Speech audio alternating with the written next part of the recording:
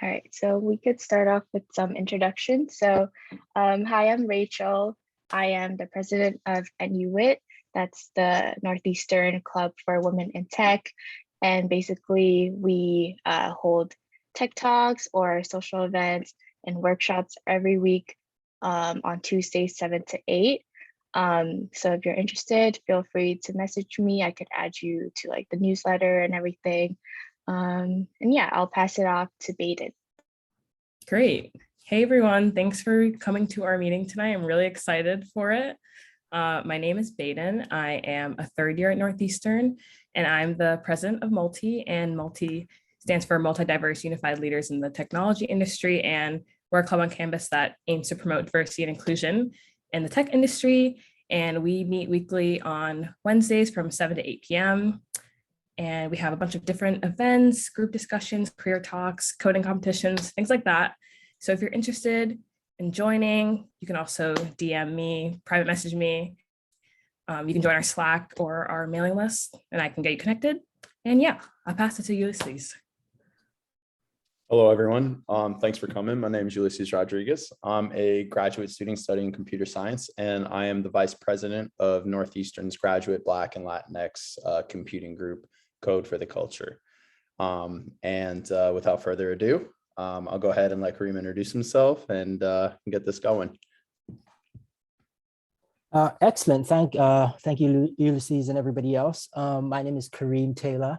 I'm a senior product manager at Uber, and I'm here today to kind of talk about product management in general, my journey into product management, talk about some of the differences between product management, program management, and project management, and just kind of take any questions that you guys have at the end and help you along your journey. So I'm going to just start at the beginning, as they say, how I got into product management. So I started product management about 7 years ago or so, and I had a friend who was in the tech industry at the time. And he used to tell me about all these cool things that he was doing. He was working at a small startup back in London, and then they moved him to the US and stuff like that. But I was not in the tech industry, but very entrepreneurial. So I started a couple businesses over in the UK. And then when I wanted to move into something that was a bit more stable, I thought to myself, okay, let me try to leverage my business acumen and the things that I've learned with my interest in tech and with some of the things that my friend was talking about. So I saw a position and I applied for it. And fortunately, I got it. So I started off doing product management, building software to help people get back into employment in London. Really kind of, it was very ad hoc and very scrappy environment, right? So product management is kind of like that, where you do a lot of learning on the job and learning while you do it. But before I go into any other part of my journey, I should probably start off by saying, what is product management, right? At a high level. And that is basically helping engineers, software engineers precisely, decide what to build to make some sort of business impact, right?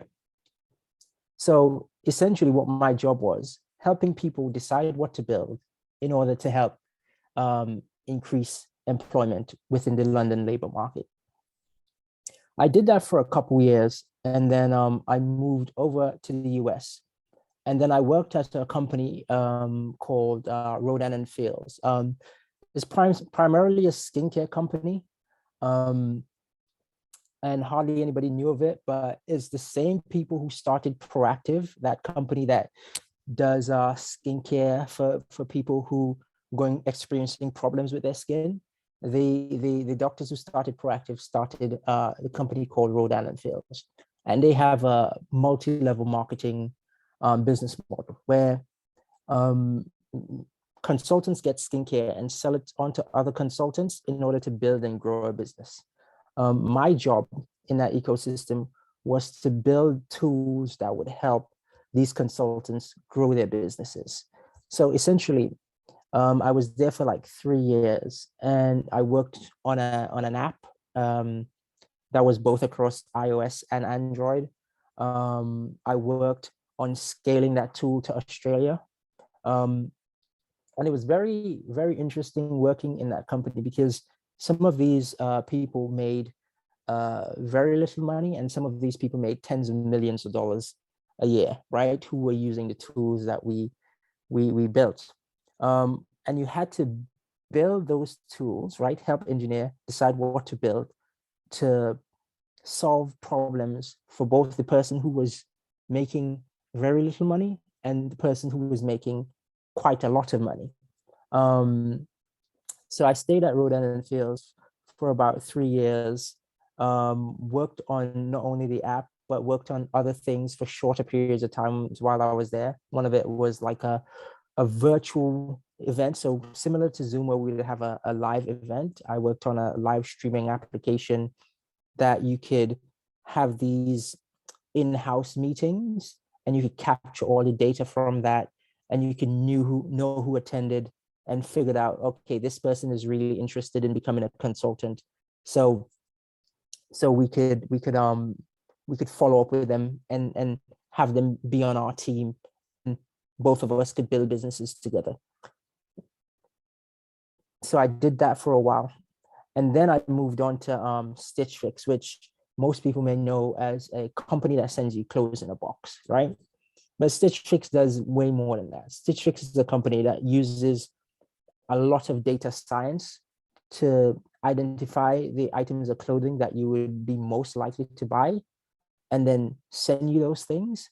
And the more you provide Stitch Fix feedback, the smarter it gets about determining what you would buy, and it sends you things that are more suitable for you in the future. So it's a virtuous cycle where you continually give them data, they understand more about you, and they send you things that you like. This job was quite unique in that I worked with quite a lot of advanced data scientists. So a lot of people who were in the data science department, they had like PhDs in quantum physics and mathematics and stuff like that. Whereas a lot of the people who worked on the engineering side went to like boot camps, right?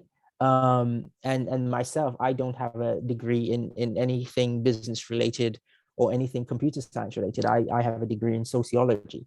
So there was an interesting mix of different people there from different backgrounds coming together to solve these kind of really tough questions. But it was really interesting to see a company that would measure everything, test everything, and use data to really drive the company forward, right?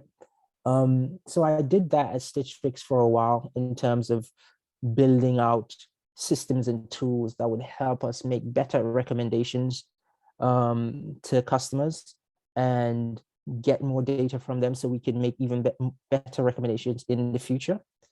And then after deciding I wanted to move on from Stitch Fix, I went to Tesla. And at Tesla, I worked on one thing, which was a tool that people would use to schedule appointments. And it was very interesting because this tool is used to affect heavy operational type environments. And what I mean by operational type environments is that it's not only a digital, I think that exists in the digital world, but I think that exists in the physical world. So you can imagine, let's take Uber Pool for an example, right? People picking up people at one point, picking up person A, then person B, then person C. At Tesla, I worked on a tool that wasn't about picking up people and wasn't about transporting anything from point A to point B, but it had that same concept where you had to do one task, then another task, then another task. And the reason why that was really interesting is because you had to figure out what was the optimal sequence to do these tasks in, and also who would be the best positioned person to do these tasks. And then the third thing was, if we had multiple people doing similar tasks, how we would navigate those people around each other to do some of those things. I'm being deliberately vague about Tesla and not saying what that tool is, but I'm just saying that's something that I worked on there. And currently I'm at Uber, working on something much more much simpler, right? I'm working on internal tooling to help Uber employees just have a better experience at work. But I think one of the things that makes me enjoy this job most of all, in terms of being at Uber, I think it stretches me in all the ways that I've learned to be a product manager. So what do I mean by that? In some product roles, it could be very executionary, right? You come in, there's a list of tasks that you have to accomplish, you kind of accomplish that task. And I would say Tesla kind of falls into that bucket. In some roles, it could be very strategic, in terms of, we have this problem that we need to figure out, and we have to determine where we're trying to go. And I would say Stitch Fix fell into that bucket, right? You had complex problems around how do we know that a person likes a yellow blouse versus a red blouse, and where do we actually want to go? Do we actually want to send things that are higher priced, or do we actually want to sell more lower cost items? So you have those strategic problems. And then you have other problems, like really analytical, data heavy problems.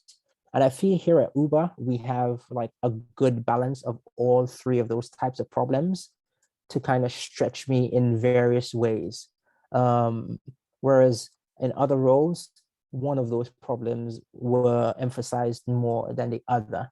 And I think it depends on the company that you're at and what you're doing at that company, would make you exposed to one problem or the other much more. So that being said, that's kind of my PM journey in a nutshell.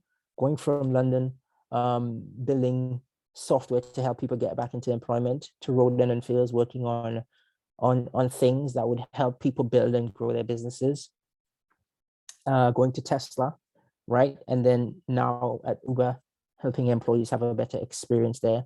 I think the key thing I would say about product management and why I was able to go from such different companies doing very, very different things at each one of those companies, there's the core skills involved in being a product manager that I think anybody could acquire, right? Those things are like analytical skills in terms of how you think it, strategic skills in terms of how do you prioritize business problems, where you're gonna attack them, and how you actually win in that market or in that space, and just being good at like delivering things, execution, and getting things done. And I think a combination of those skills would help anyone to become a really great product manager, and you could transfer them to work in different places, whether it be some place like Facebook, working on Instagram, or something like, I don't know, a more kind of run-of-the-mill company. Like I was seeing today, the Home Depot has product management roles, right? So there's a range of possibilities once the kind of core skills are developed. The other thing I wanted to touch on, and I know we keen on exploring here, is like, what's the difference between product management, program management, and project management, right? And how I think about it is, product management is principally concerned with solving a business problem, right? Working with a variety of people, principally engineers, software engineers. You might be working with UX designers to actually like figure out, okay, then how can we make people spend more money, or how can we make people stay on our app for longer if we're Instagram or something like that. Project managers are concerned with the timeline, right? When can we do these things, right? How much resources do we need to get it done by X date? And if we add more resources, could we get it done faster? And just keeping everybody in line around trying to get things done on time. That is project management, right?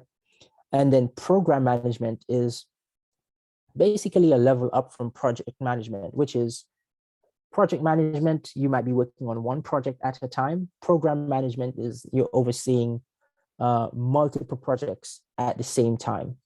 So that's there's a lot more nuance that we could get into around those things if people have questions about them. But those are like the key differences. The product manager is concerned about, hey, how do we solve this problem, right? The project manager is more concerned about when that problem is going to be solved. And the program manager is concerned about when a group or a bunch of problems gonna get solved and keeping everybody on track to solve those problems. So yeah, that's kind of the difference between project management, program management, and product management. And I've said a lot so far.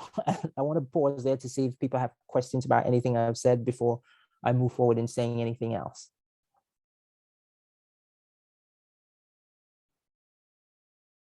I actually do have a question that I'm pretty curious about. And I guess for a lot of us, because it's more relevant for us immediately. Yeah.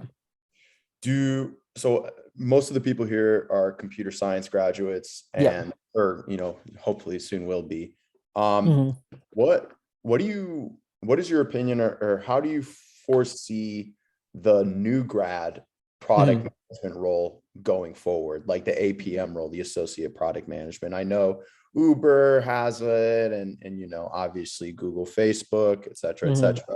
I guess, do you foresee that role expanding, or do you I want to know what your opinions are on that. No, that's a great question, because product management is a growing industry, right? Anecdotally, I could tell you that, and statistically, if you look at the market trends report, many more companies are becoming more digital, and when they become more digital, they need a product management function to help them determine what direction that they should be going in. So I definitely anticipate like programs like APM programs becoming much more widely available, and much more programs coming online in the future.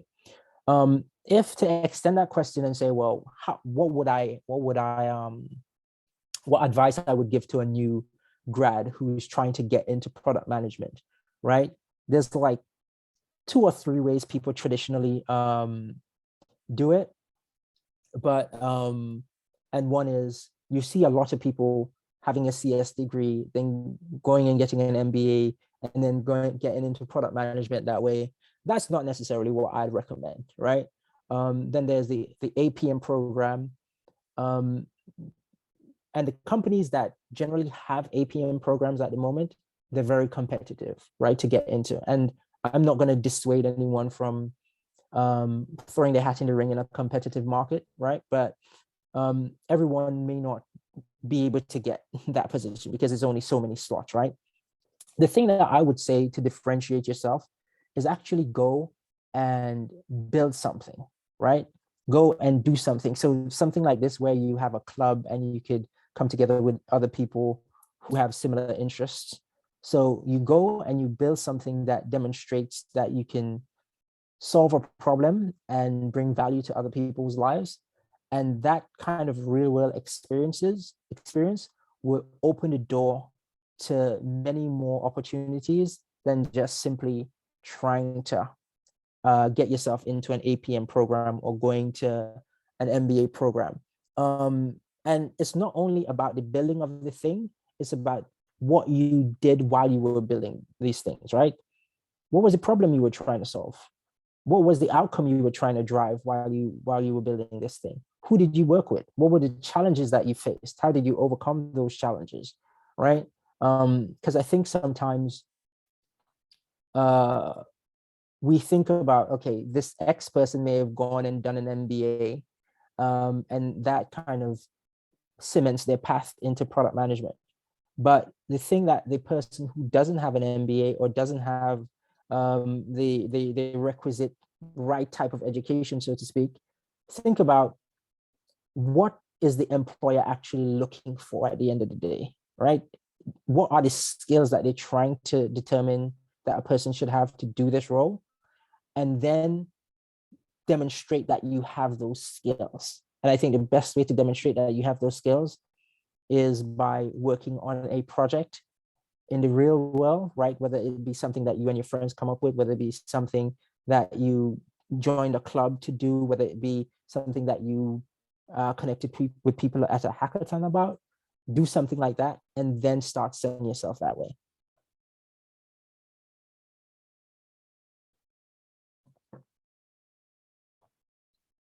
I saw there was a couple questions in the chat. Would you say it's better to start as a software engineer than transition to PM, or transition directly to APM after college?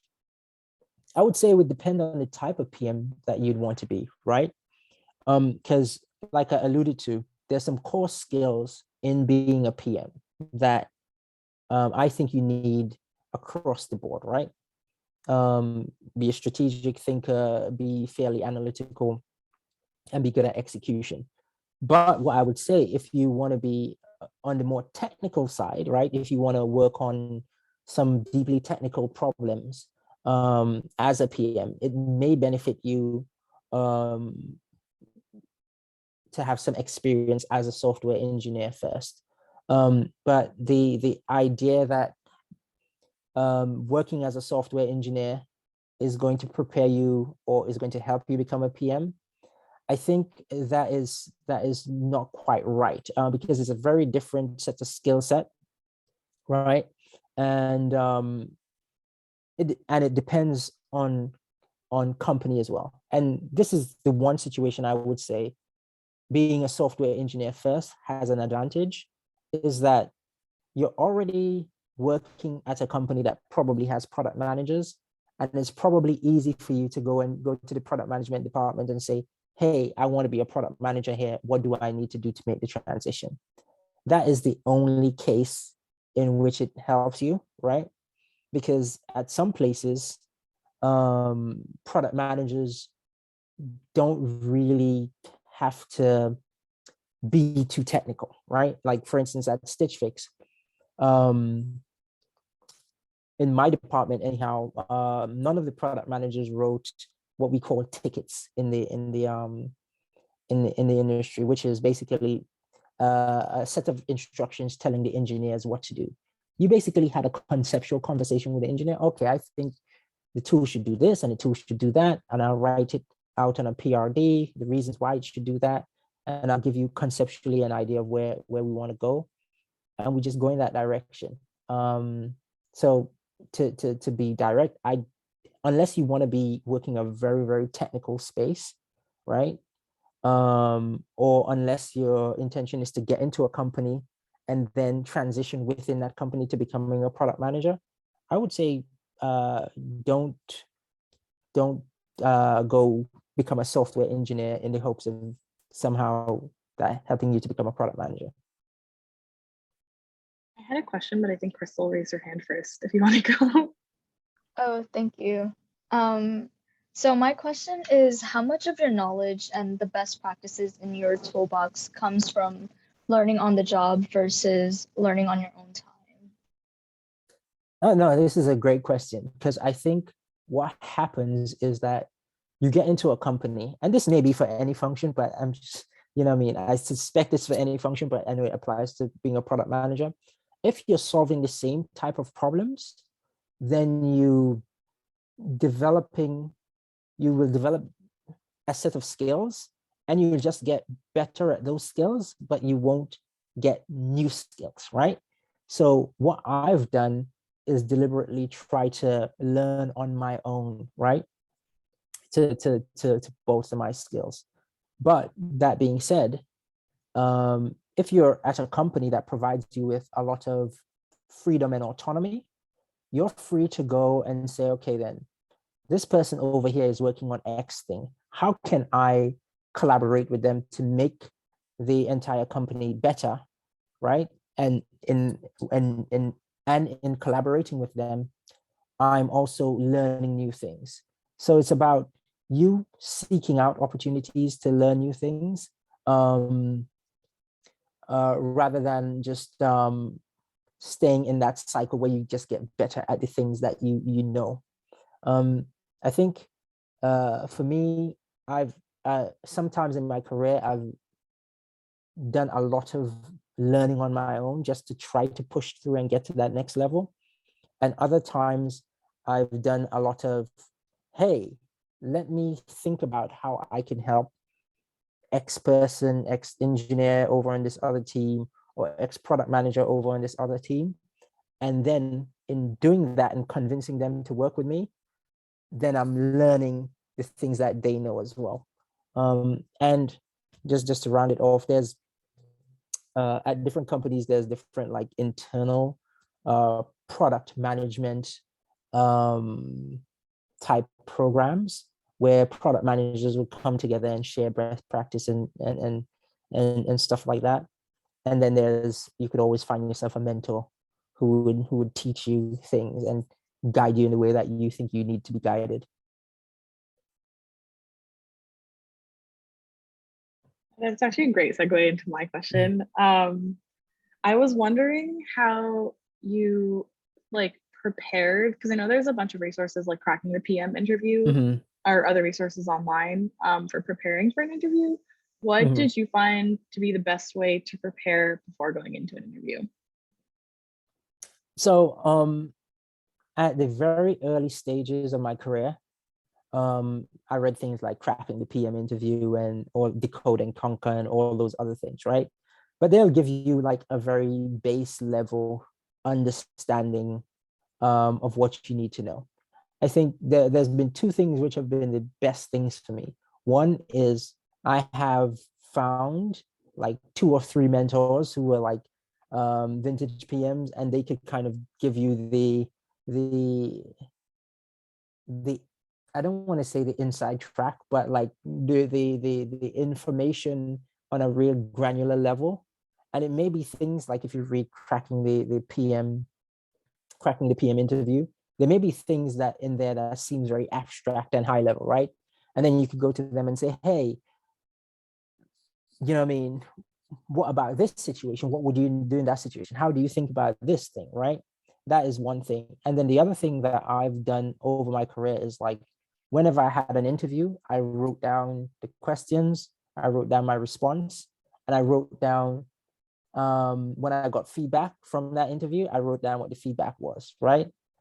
And then I became better at interviewing, because interviewing is like a skill in itself, right? So those were the two things. There's the interviewing to get the job itself, which is the skill, and I kind of like learned that through, okay, this works and this doesn't work, right? But then there's the PM job itself, and I think mentors are a key to really understanding what it takes, right? And then the other side of that coin is like, there's a lot of parts of being a PM that you may not like, right?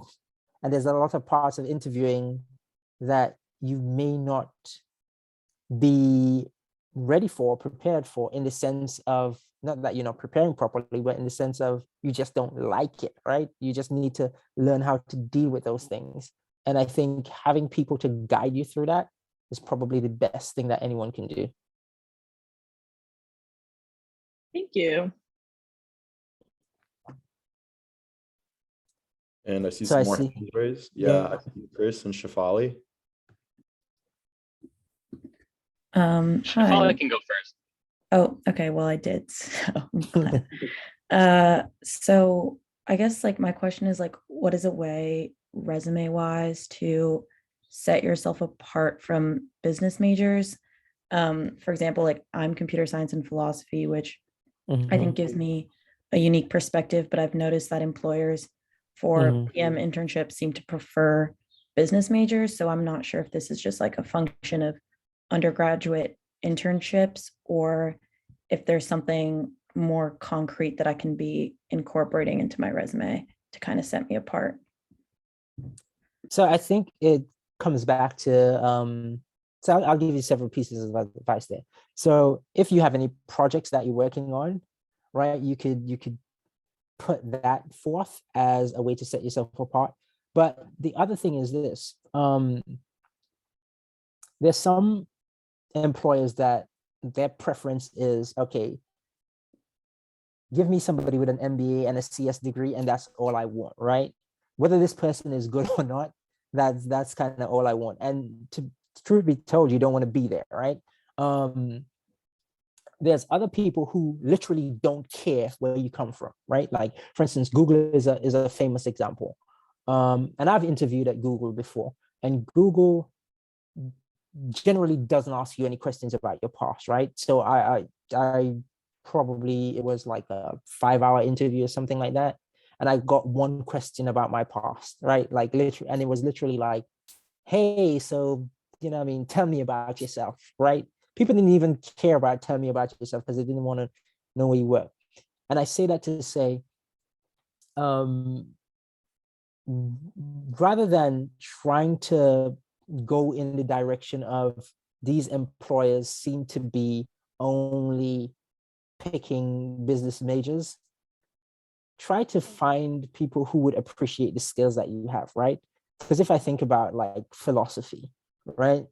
I could think about various places where someone who's a deep thinker about like the world and the nature of the world and the state of the world and state of how things were and the state of how things could be, right, would be a very, very valuable person to have on board. And I'm trying to think about like some deep tech companies that I know of who value that type of thing over the run of the mill dollars and cents, SWOT analysis type of thing. So I would say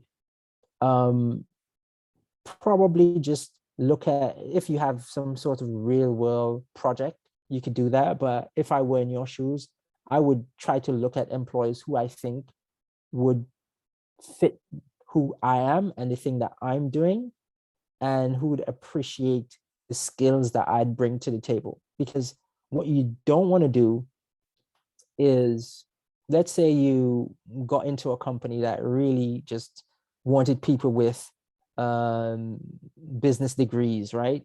But because you're very smart, you're able to bridge that gap, right? When you get into that company, there's going to be many, many, many more people with business degrees, right? People who you may not, want to be in that type of environment with on a day-to-day basis. So I would say try to target the companies that you think would be more suited to your skill set. The other thing that I would definitely emphasize is a lot of these companies put on their job descriptions, you need a CS degree and you need a MBA. I could count on one hand the amount of PMs I've met with either CS degree or an MBA, right? And I live in the Bay Area. I'm meeting people who work at Google, Facebook, Tesla, whatever company, you name it. I literally only know 2 people who has either a CS degree or an MBA, and working, and I know probably tens of product managers. So I would just say target the places that you think would appreciate your skills. Thank you. I know Chris has his hand up as well. Yeah. Hi, Kareem. Thank you for taking the time to talk to us today.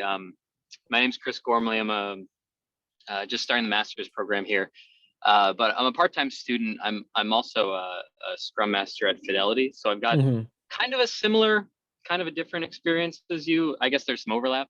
but I'm curious because a big piece of what I've done, a big component of the roles I've played has been like not so much a technical leader, but a leader of a team of software engineers. And I'm curious if that's been a component of your roles in the past, because I see it almost every day that having technical background can be useful. And I think this group of people has obviously a very strong technical background, just useful to bridge the gap with the teams you're leading. But from what you've said so far,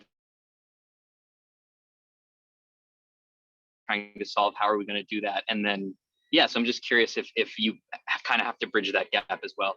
Thanks. Yeah, another great question. I think you have to bridge the gap both ways, right? You have to bridge the gap in terms of when you're speaking to the engineering team and engineers, in terms of translating layman's ideas or business concepts into technical speak, so that they really understand where you're trying to go.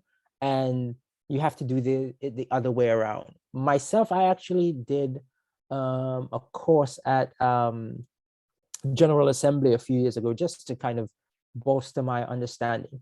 But if I were to determine the number of, I've been in this industry 7 years or so, I could count on one hand the technical conversations I've had in those 7 years, right? And this was actually a question I asked a friend of mine a few years ago who worked at Google, and he's a mentor of mine. And he is one of the only people I know with a CS degree. And he said to me, I said to him, hey, how many technical conversations have you ever had in your time as a PM? And he's probably been a PM probably like 10, 12 years. And he was like, none, right? So, and the reason why I'm emphasizing the business part of it is because that's the bulk of the conversations that you're having, right? That's, you know what I mean? Why are we trying to increase, I don't know, engagement, right? Like if we take Facebook, for example, right? Facebook has Instagram, and they want to have you on their website as on the app as long as possible, right? If you're on there long, you could see more adverts.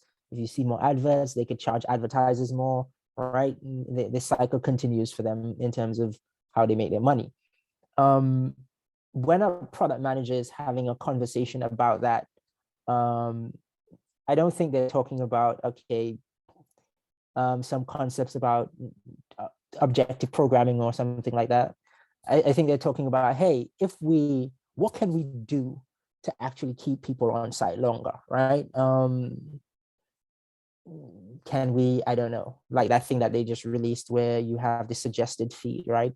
Let's create a feed that is not people you follow, but kind of like people who you follow, right? So that's why most of the conversations you have are going to be business focused, because they're trying to, at some point in the business, like trying to drive it forward, right? But just to come back to the point, there'll be that 10% where you're trying to explain things to engineers. And I think some rudimentary understanding is good or necessary. I won't say necessary, is good, but you don't have to have that. The only exception I would make is if you want to work in a deeply technical space, right? If you want to go and work on autonomous cars or something like that, right? Then it might be necessary. Outside of that, I don't think so, in my experience. There's some questions in the chat.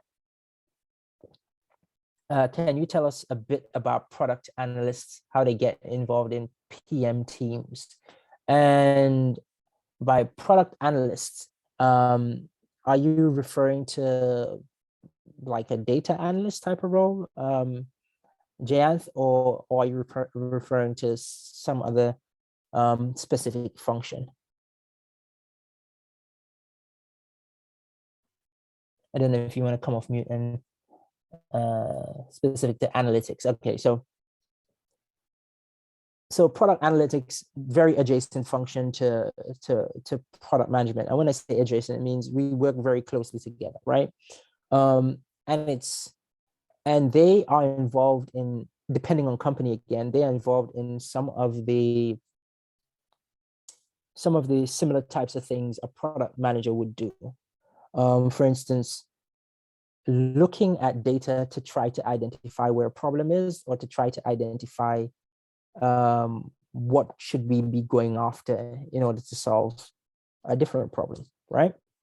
And once you get involved in that kind of, okay, this is what the problem we should solve is, you kind of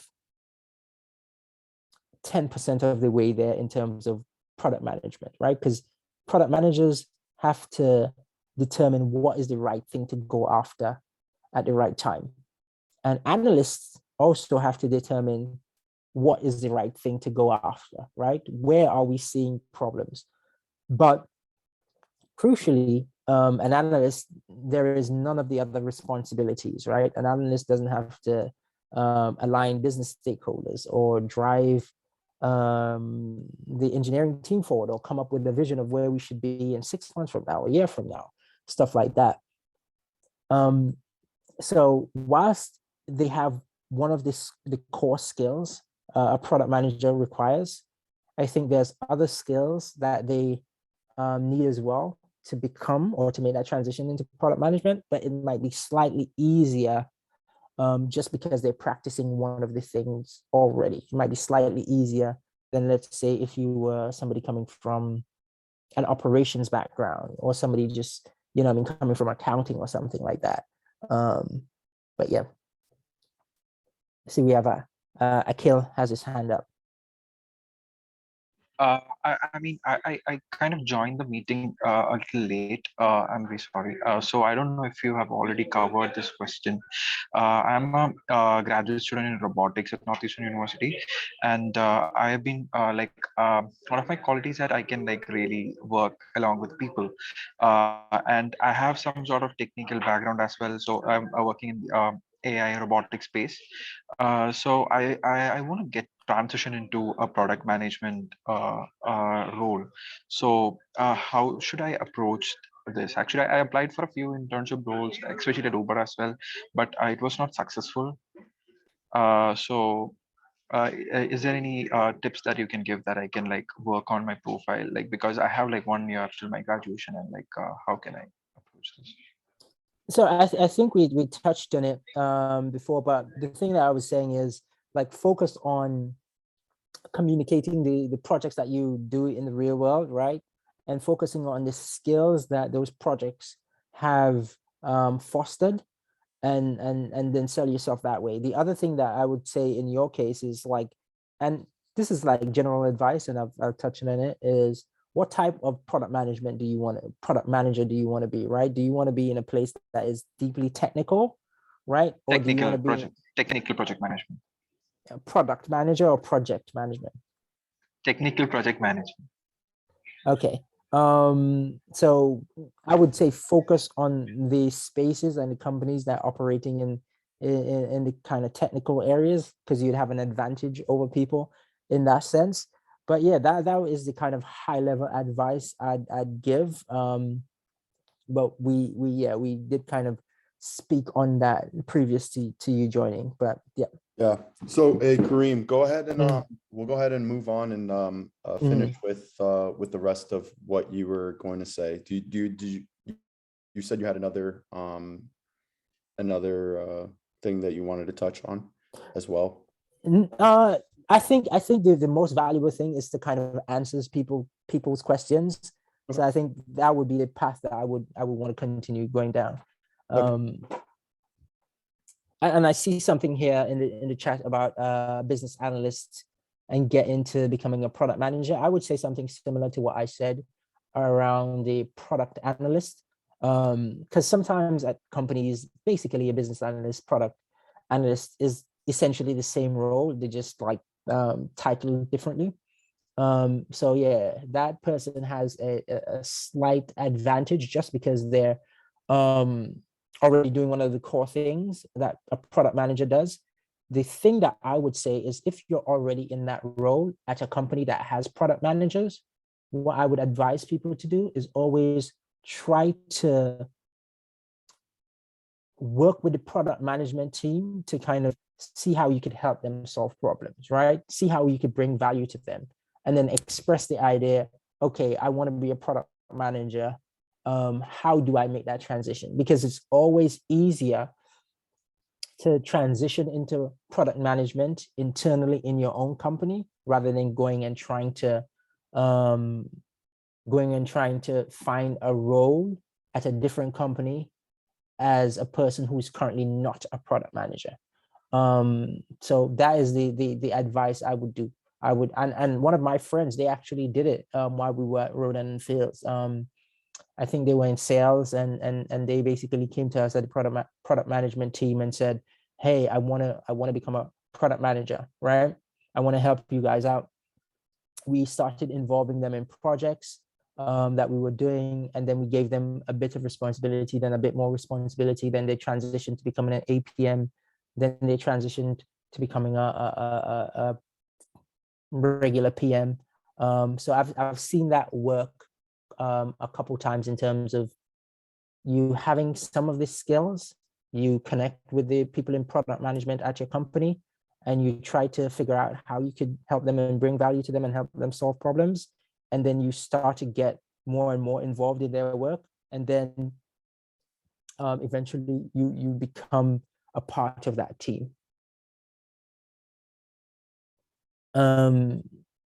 Baden asked, what is the best piece of advice that you could give an aspiring PM? The best piece of advice I could give an aspiring PM. That is a great question, because I think I wouldn't give you one piece of advice. I would give you a variety of things, right? I would say, thing number one is try to find yourself a mentor, right? Try to find yourself somebody who could give you insight, information, advice, who's already in the product management space, because product management is a constantly changing thing, right? And I have one friend who's a product manager. He's a bit older than me, so he started his career probably about 10 years before I did. And he said to me once, he said, Kareem, interviewing has changed so much since I actually started product management. It's just crazy now, right? And the reason why I say that is, if you have somebody who's on the inside, so to speak, and could tell you where the winds of change are blowing to, they could give you advice to help you to understand not what you need to know right now, but where you should be trying to get to in terms of where the industry is going, right? As the industry is growing and more product management roles become available in other companies, companies like Home Depot, I expect them not to be like Google, right? They may be much more rigid in terms of, okay, we want you to work on X thing at X time, and then you move on to Y, right? And it might be that you need to be much more rigid in your thinking to get into one of these companies, rather than a company like Google that wants you to think about the biggest, boldest thing that you can do to actually become a Googler, right? So that is the number one thing I would say. Get yourself a mentor. And the other thing is, just try to learn as much about product management as possible by going to events, by connecting with people, by viewing seminars, right?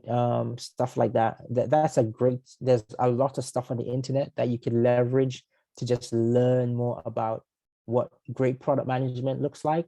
And yeah, just do that.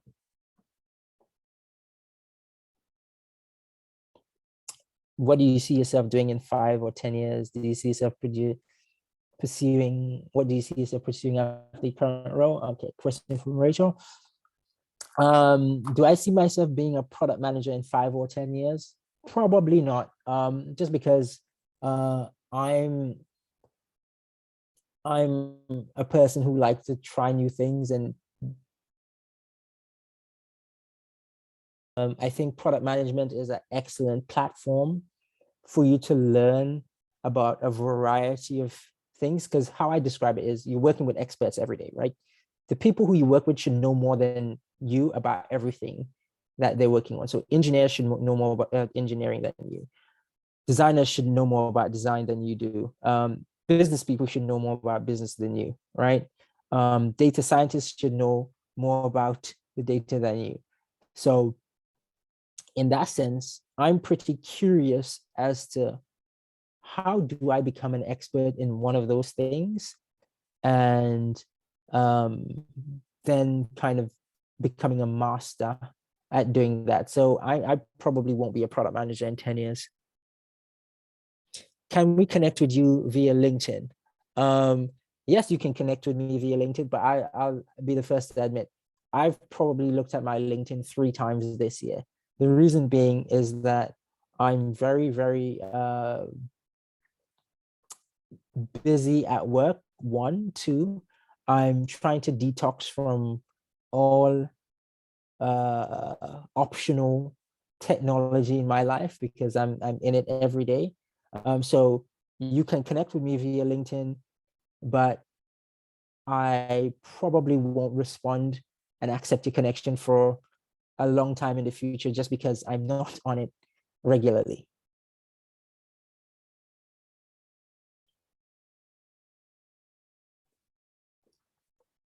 LinkedIn is probably the best way to connect with me.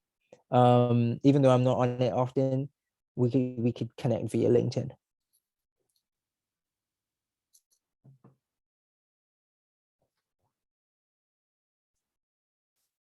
We have 6 minutes left. Any other questions from anyone else?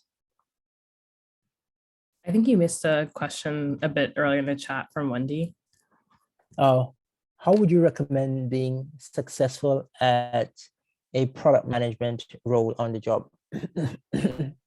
I would say, this is a really interesting question, right? I would give you a very specific answer, but I will also give you an answer that is not very specific, right? The very specific answer is be good at 3 things.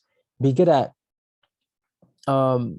product sense, what we call product sense, and I'll just define it, which is basically the ability to have empathy for the person who's using the product and make decisions, make great decisions on their behalf, right? So if you think about in the concrete sense, if somebody is using Instagram, what does that person want, right?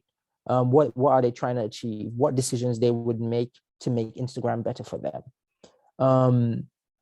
That's one thing. Be good at data and analytics, right? In terms of understanding the usage, right? Understanding the metrics at a very granular level and understanding how to derive insights from those.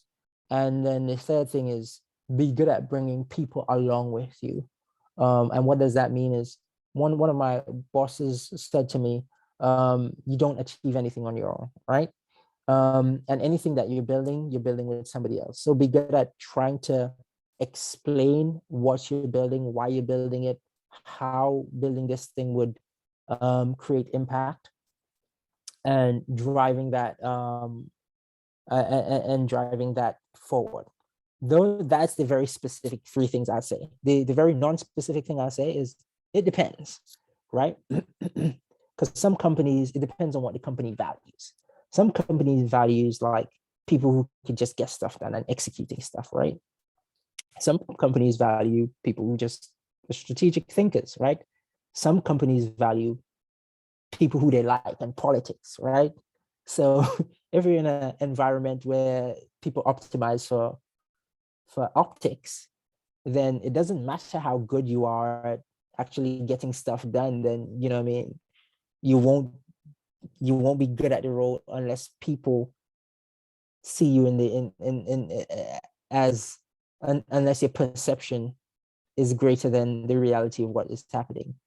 But I would always, for myself, focus on being good at the core skills, because I think the core skills can take you anywhere you want to go in terms of product management.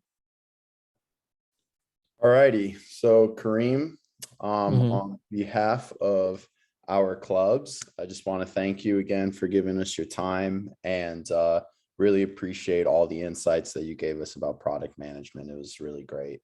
And yeah, I think it'll be very valuable to many of our members.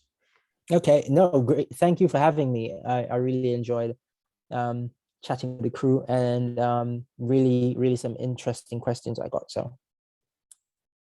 All right, sounds good. Well,